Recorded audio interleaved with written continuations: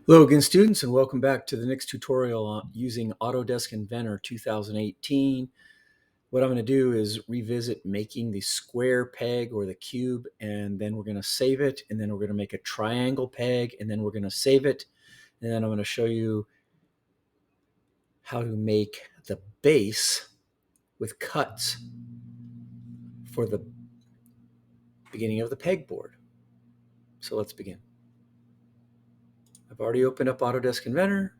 Usually it opens up with this little interior window here that I don't tend to use, so I just tell you to click the red X and get rid of that whole thing, and then click New, and then standard.ipt for standard part, create, and you'll get a pop-up window that says Part 1 probably.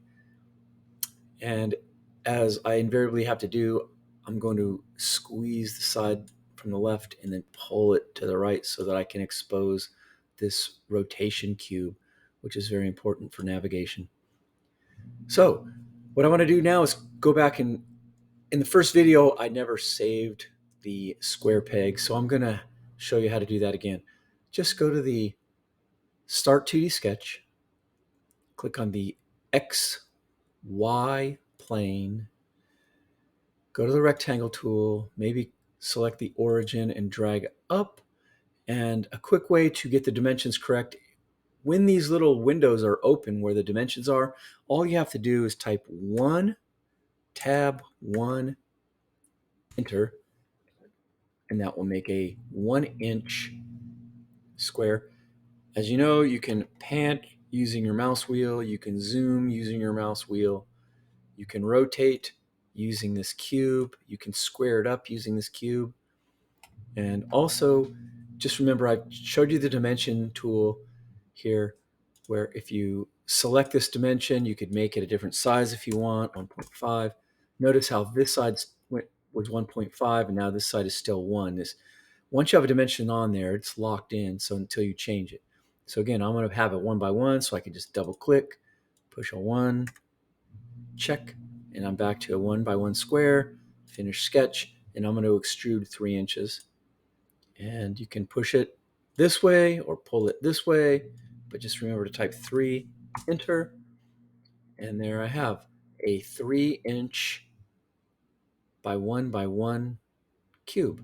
So the part I failed to address in the first video was to save as and then name it. And I'm going to call it square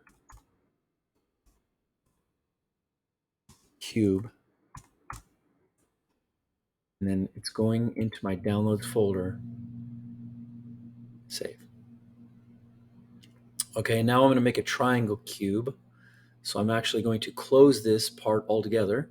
Click and create new. And move up here, standard IPT, create, and start a 2D sketch. Click on the XY plane. And with the triangle, the best way to go is to use under the rectangle tool. There's a tiny little arrow. You select it and you'll find the polygon tool at the very bottom.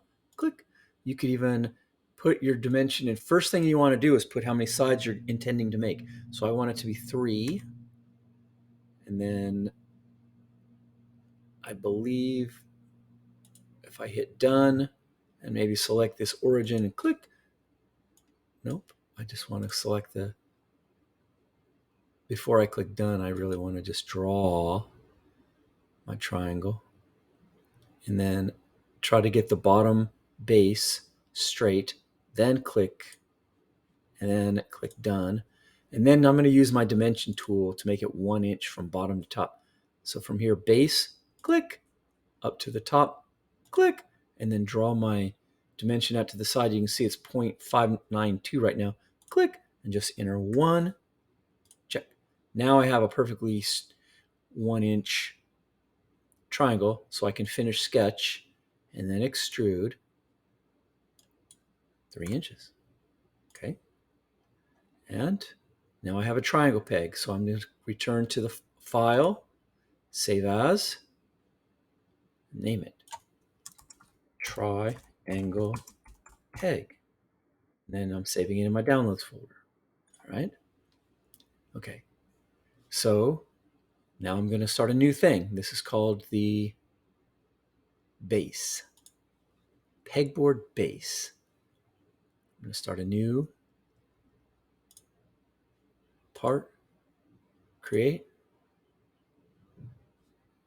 To make the base, I'm going to use a sketch, which I'm pulling up on the screen now. This sketch will be included in the assignment files that you can look at. But so the initial cube that I need to make is 7.75 inches wide by 5 inches high by 0.75 inches tall. So what I'll do is start a 2D sketch on the XY plane,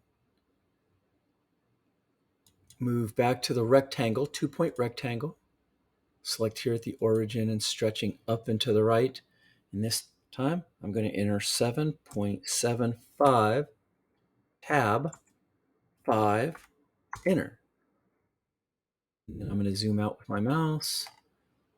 And as you can see here, I've created a 7.75 by 5 inch square or rectangle. And now I'm going to finish sketch and extrude 0.75. And 0.75 is the thickness of wood at the Home Depot.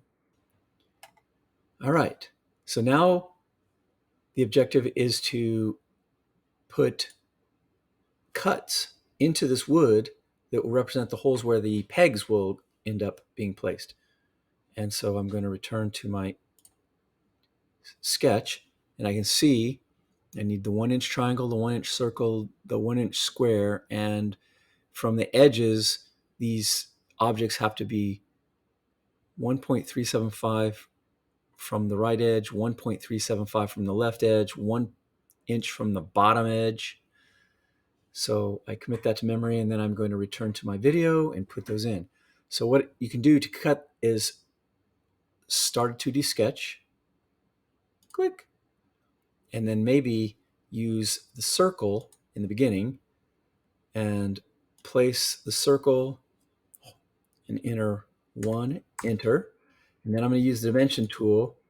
So this has to be 1.5 inches from the bottom. So I select that circle, select the edge, click, and draw my dimension off to the right, left that is, click, type 1.5, enter, and also from the center, click, to the edge, click, should be, click, 3.875, enter, and now that is in the correct location. And the next step would be to put the triangle peg. So I return to the polygon tool, put 3, then select a spot on my base, click, then use the dimension tool. I guess I can say done on this tool. Then I can select the dimension tool, select the top vertice and the base, click, drag it out to the side, click, and make that 1, enter. So now that triangle is the same size as my peg. And then from this point here, click, I'll go to here, click, and type in, click, 1.375, enter. From the bottom corner, let's say, maybe even this one, click to here, click, it should be 1. Now that's in a perfect place. And now I can return back to the rectangle tool and select here, click. In this direction, I can type 1, tab 1, enter. I use the dimension tool, select the edge and the edge of my base, click, type 1.375, enter, and then from bottom of my base, click, drag it out to the side, click. It looks like it's exactly 1 already. Check. So that's in the perfect spot. Now, Another thing you can do is put a guideline so that I can mirror. And what I'm going to do is start with a little line off to the side, and you'll see there's a little dashed line indicating the very center of my base. So I select and just make a little tiny line. That is going to be a line, and hit escape again.